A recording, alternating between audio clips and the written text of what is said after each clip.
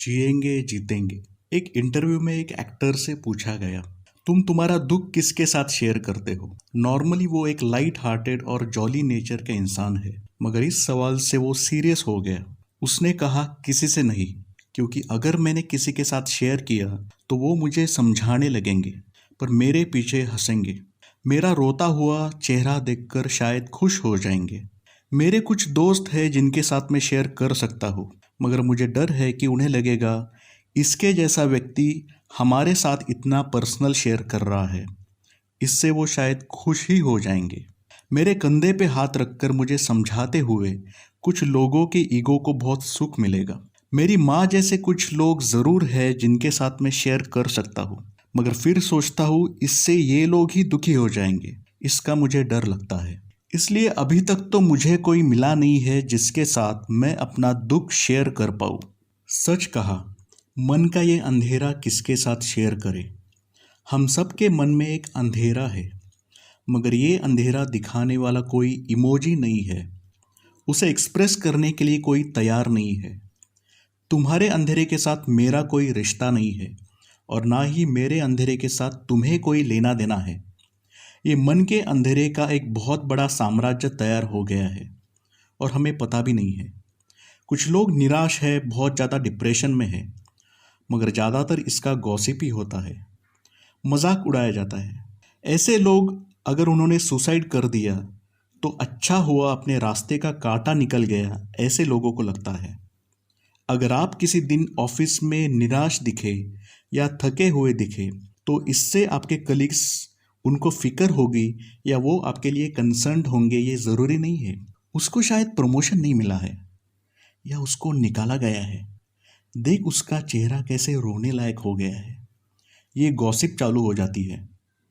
दूसरे का जीना कैसे हराम करे और उसे अपने रास्ते से कैसे हटाए, इसके लिए लोग डेस्परेट हरकतें करते रहते हैं। उसी को एक फैशनेबल लेबल दिया गया है कॉरपोरेट जगत में।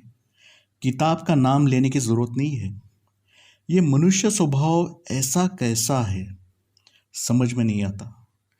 हमारे सामने अगर कोई दोस्त गिर जाता है तो रिफ्लेक्स एक्शन में सबसे पहले हम हंस जाते हैं, उसके बाद उसको उठाने के लिए हाथ देते हैं। मुझे याद है बचपन में ऐसे कुछ दोस्त थे जो बोलते वक्त हकलाते थे। थोड़े स्लो लर्नर्स टाइप, या उनकी बातें या उनकी बॉडी लैंग्वेज से सो कॉल्ड कूल टाइप्स नहीं लगते थे। इनका बड़ा मजाक उड़ाया जाता था। ये दोस्त अंदर से टूट जाते थे, मगर कभी दिखाते नहीं थे। लोग एक साथ दिखते हैं, मगर एक दूसरे को कितना जख्मी करते रहते हैं। एक वकील के नाते जो divorce, domestic violence, dowry death के केसेस में देखता हूँ, आजकल घरों में सपोर्ट कम मगर एक दूसरे का खून चूसना ज़्यादा दिखाई देता है। ऑफ कोर्स इसमें एक्सेप्शंस होते हैं, कुछ फैमिलीज पीसफुल भी होती है। बहुत ज़्यादा कन्फ्यूजन है, सिंपल लाइफ कॉम्प्लिकेटेड बन गई है। कोई किसी से बात नहीं कर रहा, जहाँ देखो सिर्फ डिप्लोमेसी चल रही है। प्यार हो गया तो बच्चे माँ बाप से कह नहीं पाते। हमने प्रेम शब्द को कितना बदनाम करके रखा है। भारत जैसे आध्यात्मिक देश में ये विडंबना बहुत ज़्यादा है। भौतिक सुखों का आकर्षण नहीं है ऐसा एक तरफ कहते हैं, और वही दूसरी तरफ उन्हीं सुखों के लिए एक दूसरे को मारने के लिए हमेशा तैयार रहते हैं। टैलेंट, प्रयत्न और भाग्य के आधार पर सक्सेस की आस रखना, इसमें गलत कुछ नहीं है, मगर उसके लिए लोगों को हराने की, नीचा दिखाने की, दीवारें खड़ी करने की क्या ज़रूरत है। ऐसी सिचुएशन में कौन किसके साथ बात करने वाला है, संवाद कैसे होगा। जीना बुनियादी है। सक्सेस, पैसा, फेम ये एम्बिशन हो ही सकता है, मगर जीने का कारण नहीं हो सकता। जीना ही जीने का कारण, प्रयोजन हो सकता है। मेरे बैच में कोई बड़ा डॉक्टर है तो कोई एमएनसी में बड़े पोजीशन में जॉब कर रहा है, कोई इंडस्ट्रियलिस्ट है तो कोई रिक्शा चलाता है, कोई फल बेचता है। कई साल के बाद सब एक साथ मिले तो थोड़े समय के लिए वो झिझक कुछ कारणों की वजह से रही होगी, पर थोड़े समय के बाद सारी दीवारें गिर गई थी। मेरे कॉलेज का एक टॉपर था, हमें लगता था ये आगे जाके वकील या जज बनेगा, किसी बड़े कंपनी में जॉब करेगा। वही दूसरी तरफ कुछ एवरेज बच्चे थे जो आज बड़ी धूम मचा रहे हैं। मगर ये टॉपर बंदा आज एक पॉपुलर रियलिटी शो में बड़ा कॉमेडियन बन गया है। शायद नाम और कमर्शियल सक्सेस अभी तक उतना नहीं मिला है, मगर इससे क्या फर्क पड़ता है। जब वो कॉमेडी करता है तो कितना कूल लगता है। ये सबके लिए एक खुशी का झटका था। आज वो हमारे लिए हीरो है। जब वो टॉप करता था तब कभी इतनी इज्जत नहीं मिली होगी जो उसे आज मिलती है। आज कौन क्या है, क्या कर रहा है, इससे हमें कोई मतलब नहीं है।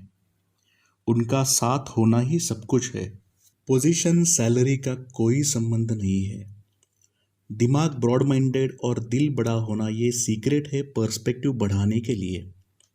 फिर समझ आएगा जीने में मज़ा है। मंजिल से बेहतर लगेंगे रास्ते। उसके लिए हमारी दुनिया तो बदलनी चाहिए, उसके साथ ही एक इंसान होने के नाते हमें भी बदलना चाहिए।